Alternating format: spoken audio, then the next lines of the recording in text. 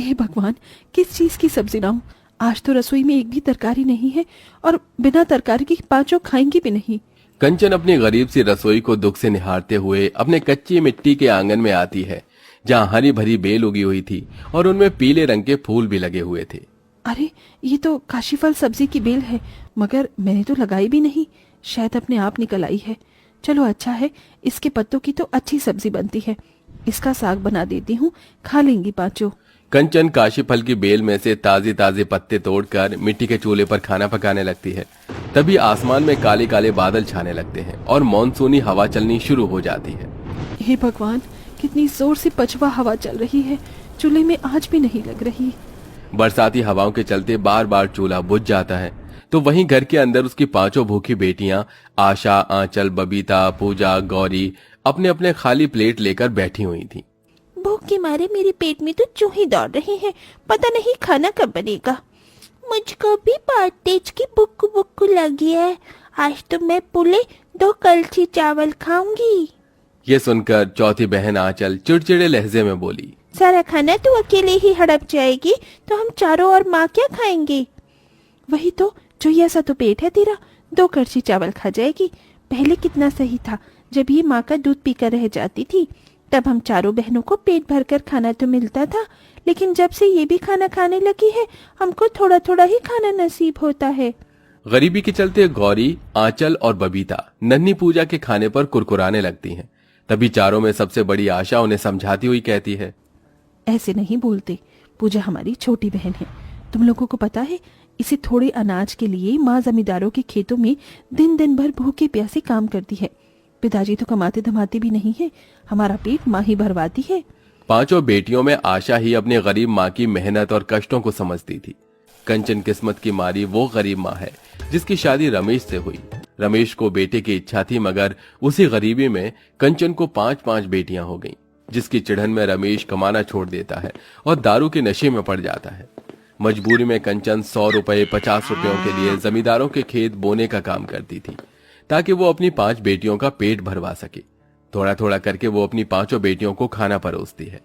माँ, ये तुमने हरा हरा क्या बनाया है? ये तो एकदम गोबर जैसा लग रहा है। मैं नहीं खा रही, मैं नहीं खा रही हूँ।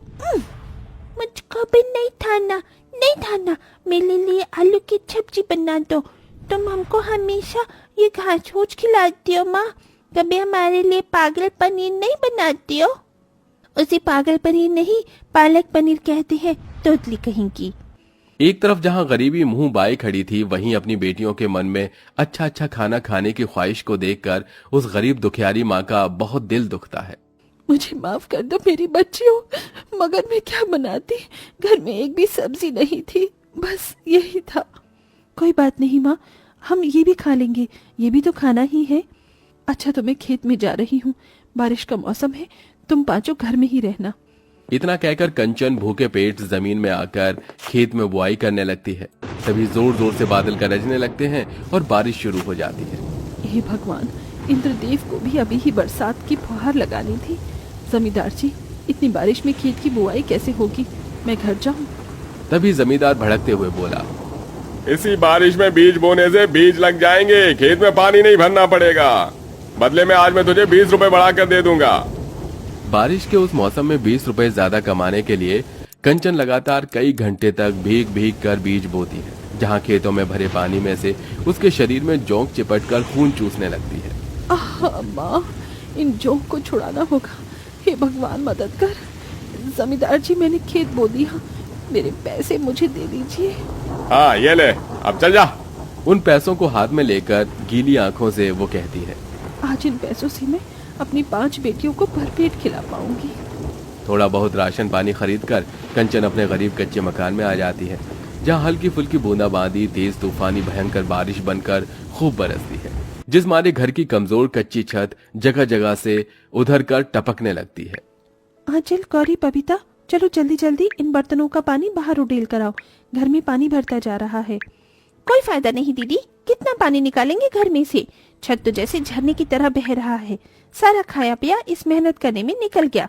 भूख लगी है। पता है, हमारे अड़ोसी पड़ोसी के घर में तो इस बारिश के मौसम में चाय पकौड़े बन रहे होंगे, मगर हमको तो सिर्फ घास फूस ही मिलता है। तभी दरवाजे से कंचन आंसू पोंछ कर अंदर आती है। चिंता मत करो, आज तुम्हारी माँ तुम्हें घास फूस नहीं खिलाएगी।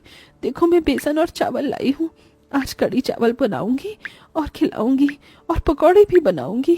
कंचन अपनी बेटियों को बारिश के मौसम की जरा सी खुशी देने के लिए खाना बनाती है। तभी एक सरकारी आदमी गाड़ी में सवार घर के आगे से गुजरते हुए ऐलान जारी करता है, सुनो सुनो सुनो, जितने भी लोग इस बस्ती में रहते हैं वो अपने अपने मकान खाली कर दें। मौसम विभाग और समाचार में जारी किया गया है कि 1 सप्ताह तक भारी बारिश होने की संभावना है और बादल फटने की भी उम्मीद है। अपनी अपनी जान बचाइए। ये सुनकर गरीब परिवारों में तहलका मच जाता है। सब अपने अपने यातायात के साधन से जल्दी ही जगह खाली करके चले जाते हैं। मगर इतने में ही बारिश का पानी बस्ती में भर जाता है और जोर जोर से बिजली चमकने लगती है, जिससे कंचन की 5 बेटियां डर जाती हैं। माँ, मुझको बिजली की आवाज से बहुत डर लग रहा है, आंचल में छुपा लो ना। माँ, बरसात का पानी तो हर जगह फैल गया है, अब हम यहाँ से बचकर कैसे निकले? डरो नहीं आशा, मैं हूं ना। चलो एक दूसरे का हाथ पकड़कर चलो, और कुछ भी हो जाए एक दूसरे का हाथ नहीं छोड़ना, साथ नहीं छोड़ना। डरते हुए वो गरीब माँ अपनी 5 बेटियों के साथ बारिश के कहर में बढ़ती जाती है। जहाँ कभी उन्हें कांच चुभते तो कहीं बरसात के संग में गिरते ओलों से चोट लगती और बाढ़ में तैरती लाशें भी दिखती। किसी तरह अपनी 5 बच्चियों को बचाकर वो एक ऊंचे हिस्से में पहुंच जाती है। तभी बादल फट जाता है, जिससे सबके घर जलमग्न हो जाते हैं और वहीं गरीब बेटियों का हाल अब भूखे से बेहाल सा हो चुका था। माँ, कुछ खाने को दे दो, बहुत जोर की भूख लगी है, मैं रूखी सूखी रोटी भी खा लूंगी। माँ, मुझको भी भूख लगी है। हे भगवान, कोई तो रास्ता दिखा, क्या खिलाऊं मैं अपनी बच्चियों को, और कितनी परीक्षा लेगा। तभी वो कूड़ेदान में हरी हरी साग उगा देखती है, जिससे उस गरीब माँ को अपनी भूखी बेटियों को खिला पाने की आस दिखती है। और कोई चारा नहीं, मुझे अपनी बेटियों को ये घास की रोटी ही खिलानी होगी। कूड़ेदान में उगे मेथी, पालक और कुछ हरी नरम नरम घास को तोड़कर कंचन इधर उधर से 4 ईंट इकट्ठी करके चूल्हा बनाकर घास की रोटी बनाकर उन्हें खाने को देती है। तभी बरसात शुरू हो जाती है। हे भगवान, ये बारिश भी ना, सर छिपाने के लिए कुछ तो करना होगा। कंचन कचरे में एक पुराना फटा हुआ तिरपाल देखती है, जिसे लेकर वो 5 को उड़ा देती है। कई दिनों की भूख से जूझती बेटियां हबड़ हबड़ करके वो घास की रोटियां खाने लगती हैं। कैसी बनी है घास की रोटी, अच्छी नहीं लग रही है ना स्वाद में। माफ कर दो अपनी मजबूर माँ को। मैंने तो अपनी जिंदगी में कभी सुख भोगा भी नहीं, लेकिन दुख तो इस बात का है कि तुम 5 को भी इस बारिश में दुख झेलना पड़ रहा है और ये रूखा सूखा खाना पड़ रहा है। माँ, भूख में तो रूखा सूखा भी अमृत लगता है, ये क्या कम है जो इस बारिश में हमको ये घास की रोटी भी नसीब हो गई। और ये घास की रोटी बहुत ही करारी और स्वाद बनी है, हम सबको अच्छी लगी। हाँ माँ, मैं तो पूरी 2 घास की रोटी खा गई। माँ, अगर इस बारिश के मौसम में हम ये घास के पकौड़े बनाकर बेचें तो इतने पैसे तो कमा लेंगे कि 2 टाइम खाने की दिक्कत नहीं आएगी। मंजली बेटी गौरी की कही बात सबको सही लगती है और अब कंचन अपनी 5 गरीब बेटियों के साथ बारिश के मौसम में घास के पकौड़े बेचने लगती है, जिससे खाने वालों की भीड़ जमा होने लगती है। अरे भाई वाह, आज तक आलू प्याज पालक के पकौड़े खाए थे, मगर इस बारिश के मौसम में इस घास के पकौड़े का स्वाद सबसे बढ़िया है। अरे हाँ भाई, 10 रुपए में घास के 10 पकौड़े खिलाती हैं ये गरीब माँ बेटी। साथ में चटनी भी देती हैं, और क्या चाहिए आज के टाइम में, आता ही क्या है। और इस तरह बारिश के मौसम में गरीब कंचन अपनी 5 बेटियों के साथ संघर्ष करके अपनी जिंदगी को ठीक कर लेती है और थोड़े थोड़े पैसे जोड़कर एक पक्का छोटा मकान बना लेती है, जिसमें उन्हें बारिश के मौसम में दर बदर नहीं भटकना पड़ता।